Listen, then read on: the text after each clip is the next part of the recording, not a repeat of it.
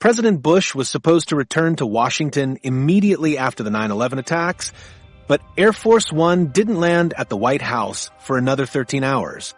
Why couldn't the president fly home?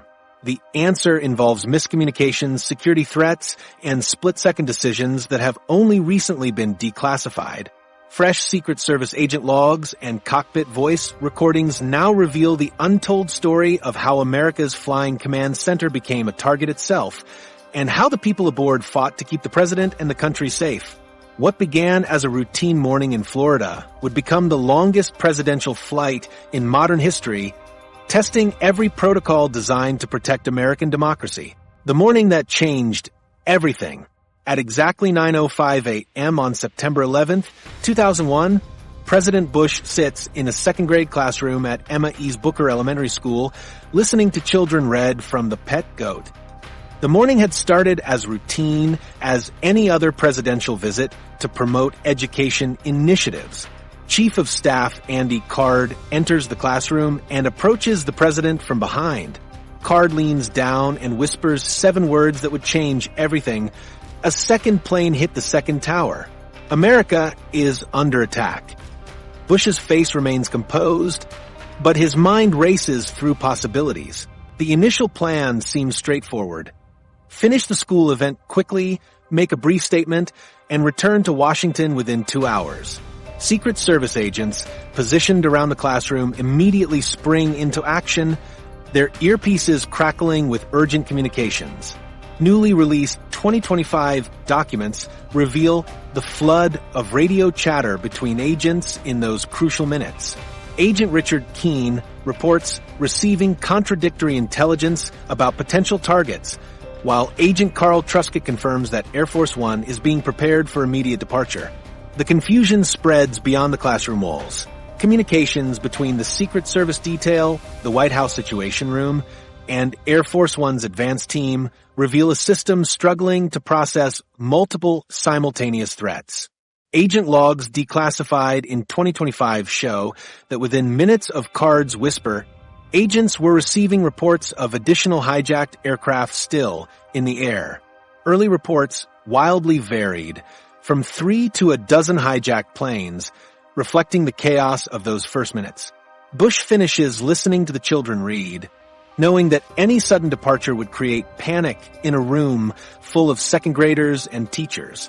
But Secret Service protocols demand immediate evacuation. The president's protection detail faces an unprecedented situation. They must balance the optics of presidential leadership with the stark reality that their primary responsibility is keeping Bush alive. Agent in charge Eddie Marenzel makes the call to begin moving toward the school's exit, but the process must appear calm and controlled.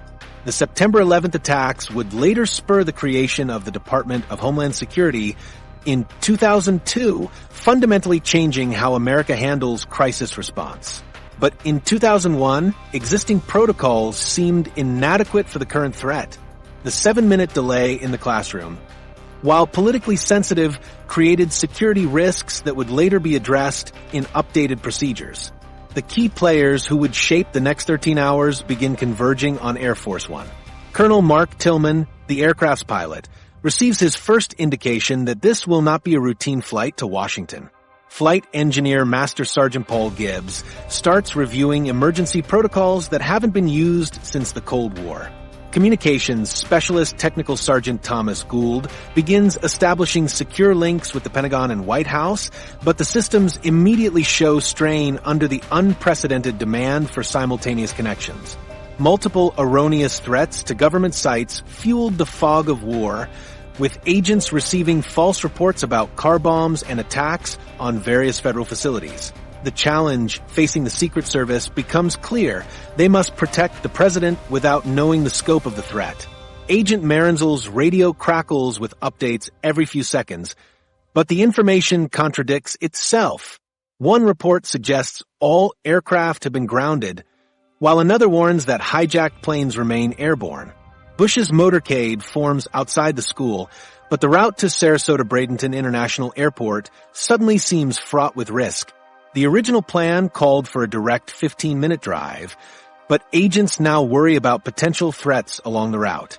2025 security analysis shows that the motorcade's path was altered 3 times during the journey to the airport, each change based on new intelligence about possible threats that later proved unfounded. Air Force One sits on the tarmac, its engines already running. The Boeing 747-200B has been modified with the most advanced communication equipment available in 2001, but those systems were designed for Cold War scenarios involving nuclear threats, not hijacked commercial aircraft used as weapons. The aircraft's defensive capabilities include electronic countermeasures and flare dispensers, but nothing to protect against a coordinated ramming attack by multiple aircraft. Captain Tillman faces a unique challenge. His training covers scenarios involving hostile foreign aircraft and surface-to-air missiles, but the threat profile for September 11th doesn't match any existing playbook. The Federal Aviation Administration has grounded all civilian air traffic, creating an unprecedented situation where any aircraft in the sky could potentially be hostile. The normal air traffic control system that Air Force One relies on for coordination has essentially collapsed under the weight of the crisis. The first signs that this would not be a normal flight emerged during pre-flight preparations. Typically, Air Force One's flight plan would be filed and approved through standard channels. But with the FAA grounding all aircraft and reports of multiple hijackings, the normal rules no longer apply. Tillman receives instructions to prepare for an immediate departure with destination to be determined en route. Secret Service protocols designed during the post-Cold War era suddenly seem inadequate for the current threat. The existing procedures assume that threats to the president come from foreign adversaries with conventional weapons. The idea that domestic commercial aircraft could be turned into guided missiles wasn't part of any security assessment. Agent training focused on protecting against shooters, bombers, and foreign agents, not hijacked airliners controlled by terrorists. At 9:54 a.m., President Bush boards Air Force One through the aircraft's rear entrance, avoiding the traditional front steps that would make him visible to potential threats. The Secret Service detail that boards with him includes agents who have never faced a real-world crisis of this magnitude. Their training scenarios involved isolated threats, not a coordinated attack on multiple fronts with unknown additional targets. As the aircraft prepares for departure, the crew remains unaware that their biggest challenge isn't getting airborne. It's what they'll discover waiting for them on the runway. The mysterious runway threat. Colonel Mark Tillman receives an urgent radio transmission from the control tower as Air Force One sits ready for departure. A suspicious individual has been spotted near the runway perimeter, carrying what appears to be an unidentified device. The report sends immediate alarm through the Secret Service detail aboard the aircraft. Agent Eddie Marenzel processes the transmission and makes an instant threat assessment. With multiple hijacked aircraft still unaccounted for and the president aboard, any unknown person near the runway represents a potential danger. The device in the individual's hands could be anything from a camera to a weapon capable of targeting the presidential aircraft. Marenzel immediately radios the cockpit with instructions that will alter their departure plans entirely. Tillman faces a decision no Air Force One pilot has ever confronted. Standard protocol calls for immediate takeoff once the president boards, but the security threat near the runway creates an unacceptable risk. The aircraft's current position places them directly in the line of sight of the suspicious individual. Tillman makes an unprecedented choice. He will taxi Air Force One to the opposite end of the runway, adding precious minutes to their departure, but potentially avoiding catastrophe. The massive Boeing 747 begins its slow journey across the tarmac, its 4 engines creating a thunderous roar that masks the tension inside the cabin. Secret Service agents position themselves throughout the aircraft, deploying in the aisles with their eyes scanning every window for potential threats. Agent Carl Truscott stations himself near the cockpit door, while other agents take defensive positions throughout the passenger compartments. The atmosphere aboard Air Force One transforms from routine travel preparation to combat readiness. President Bush, seated in his private cabin, receives updates about the delay, but remains calm. His staff, however, grows increasingly anxious as precious minutes tick by. Press Secretary Ari Fleischer continues taking his handwritten notes, documenting every development in real time. The delay stretches on as Air Force One crawls across the runway, its massive frame presenting a slow-moving target for anyone with hostile intentions. The taxi operation takes nearly 8 minutes to complete, an eternity when every second could mean the difference between safety and catastrophe. During this time, Air Force One remains essentially defenseless against any ground-based attack. The aircraft's sophisticated defensive systems are designed for airborne threats, not individuals with weapons positioned near runways. The Secret Service agents know they are protecting the president while he sits in what amounts to a stationary target. Communications between the aircraft and ground control reveal the heightened state of alert gripping everyone involved. Every radio transmission carries urgency as controllers coordinate with security personnel to assess the threat. The normal protocols for presidential departures have been abandoned in favor of emergency procedures that prioritize security over efficiency. Ground crews scramble to identify the suspicious individual, while Air Force One continues its slow progress to the far end of the runway. The psychological impact of this delay affects everyone aboard differently. Secret Service agents maintain their professional composure while internally calculating threat assessments and response options. Presidential staff members struggle with the realization that even America's most secure facilities cannot guarantee safety. The illusion of invulnerability that surrounds presidential travel has been shattered within hours of the morning's attacks. Colonel Tillman finally receives clearance for takeoff from the runway's far end, but his challenges are just beginning. Standard Air Force One departures follow gradual climb patterns designed for passenger comfort and fuel efficiency. However, the current threat environment demands a defensive departure that prioritizes getting the aircraft out of range of potential ground-based weapons as quickly as possible. Tillman prepares for a steep-angle takeoff that will test both the aircraft's capabilities and the nerves of everyone aboard. The Boeing 747's engines roar to full power as Tillman releases the brakes and begins the takeoff roll. Air Force One accelerates down the runway at maximum speed, its massive frame gathering momentum for the unusual departure ahead. Passengers and crew brace themselves as the aircraft lifts off at a much steeper angle than normal, climbing rapidly to escape the vulnerable airspace near the ground.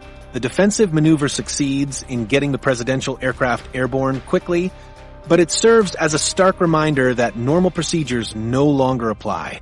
As Air Force One climbs toward cruising altitude, updated incident reports arrive from ground security teams. The 2025 declassified documents reveal the truth about the suspicious individual who caused the 8-minute delay. The person carrying the unidentified device was actually a photographer attempting to capture images of the presidential departure. The device that appeared threatening from a distance was simply a camera with a telephoto lens. The miscommunication between security personnel and the control tower had created a false alarm that forced the unprecedented runway change. This revelation highlights critical gaps in ground security coordination that existed in 2001. The communication systems designed to protect Air Force One had failed to quickly identify and verify the nature of the threat near the runway. Multiple agencies were involved in the assessment, but their coordination proved inadequate for the rapid threat verification required during a national emergency. The photographer incident became a case study in how miscommunication could create dangerous delays during crisis situations. The lessons learned from this 8-minute delay led to comprehensive changes in runway security protocols that remain in effect today. Modern 2025 airport security measures include enhanced perimeter monitoring systems that can immediately identify and assess potential threats. Advanced communication networks now connect all security personnel in real time, allowing for instant verification of suspicious activities. These improvements ensure that Air Force One can depart quickly without unnecessary delays caused by misidentified threats. As Air Force One finally reaches cruising altitude, the relief aboard proves temporary. The steep climb has carried them away from the false alarm on the ground, but now they face an even greater challenge. The aircraft climbs into airspace where the rules of engagement have fundamentally changed and where any aircraft could potentially represent a threat. Flying blind in hostile skies, Colonel Mark Tillman receives updated intelligence that chills everyone in the cockpit. At least 4 commercial aircraft remain hijacked and their locations are unknown. The Federal Aviation Administration has grounded every civilian plane in American airspace, but several aircraft have simply vanished from radar screens. Any plane still flying could be controlled by terrorists intent on using it as a weapon against Air Force One itself. The decision to climb to 45,000 feet comes directly from Secret Service protocols designed for exactly this scenario. At this height, Air Force One operates in airspace typically reserved for military aircraft, well above the 30,000 to 37,000 feet, where commercial aircraft normally cruise. The extreme altitude provides a buffer zone against potential attacks from hijacked commercial aircraft that might still be airborne. Communications networks nationwide buckle under the unprecedented demand, hindering real-time updates to Air Force One. Technical Sergeant Thomas Gould struggles with radio systems experiencing significant interference at the extreme altitude. Voice transmissions break up into static bursts, and data connections drop repeatedly. The secure communication links connecting Air Force One to the White House Situation Room begin failing at critical moments, leaving the aircraft effectively isolated during some of the most dangerous minutes of the flight. The Federal Aviation Administration's command center in Herndon, Virginia reports a terrifying reality to Air Force One's crew. Air traffic controllers have lost positive radar contact with multiple aircraft across the eastern United States. Flight 93 disappeared from screens over Pennsylvania. American 77 vanished somewhere near the Ohio-Kentucky border before reappearing on approach to Washington. Controllers estimate that between 6 and 11 aircraft remain unaccounted for, though these numbers change every few minutes as conflicting reports flood in from different radar facilities. Master Sergeant Paul Gibbs monitors the aircraft's defensive systems from his position in the communications compartment. The Boeing 747-200 carries sophisticated electronic countermeasures designed to defeat surface-to-air missiles and hostile radar systems. Chaff dispensers can create false targets to confuse incoming missiles, while infrared flares provide defense against heat-seeking weapons. However, these systems offer no protection against the new threat profile, commercial aircraft being used as guided missiles by human pilots. The radar screen in Air Force One's communications center displays a constantly changing picture of aerial activity across the southeastern United States. Military aircraft appear as friendly symbols, but several unidentified contacts move through restricted airspace without proper authorization. Each unknown radar return represents a potential threat that could be approaching at 500 miles per hour. The crew watches these contacts with growing tension, knowing that any aircraft deviating toward their flight path could force immediate evasive action. Air Force One's isolation becomes more pronounced as communication systems fail at critical moments. During a scheduled check-in with the White House at 10:15 a.m., the secure voice link cuts out completely for nearly 4 minutes. Gould frantically cycles through backup frequencies while Colonel Tillman maintains radio silence to avoid revealing their position to potential threats. The communication blackout leaves Air Force One effectively cut off from ground control during some of the most dangerous minutes of the flight. Fighter aircraft had been scrambled earlier that morning, but coordination failures left Air Force One unprotected during its most vulnerable phase. Otis Air National Guard Base launched F-15 Eagles at 8:53 a.m., followed by F-16s from Langley Air Force Base at 9:30 a.m., but all arrived too late to intercept the hijacked aircraft that struck their targets. For nearly 30 minutes after takeoff from Sarasota, Air Force One flies alone through potentially hostile airspace without any armed protection. The psychological pressure inside Air Force One's cockpit intensifies as Tillman and his co-pilot Lieutenant Colonel Mark Donnelly navigate through airspace where normal rules no longer apply. Their training covers scenarios involving foreign military threats and surface-to-air missiles, but nothing prepared them for tracking multiple hijacked civilian aircraft that could approach from any direction. Every radar contact requires immediate assessment. Friendly military aircraft, hijacked civilian plane, or unknown threat that could be targeting the president. Deputy Chief of Staff Josh Bolton joins other senior staff members in monitoring radar displays from a passenger cabin. The screens show a confusing mixture of military and civilian aircraft moving through airspace that should be completely clear. Each unidentified contact triggers discussions about potential evasive maneuvers, but changing course could take Air Force One into the path of other unknown aircraft. The staff realizes they are flying blind through a three-dimensional battlefield where threats can appear from any direction. Air traffic control facilities across the country report system overloads as they attempt to track aircraft that have stopped responding to radio calls.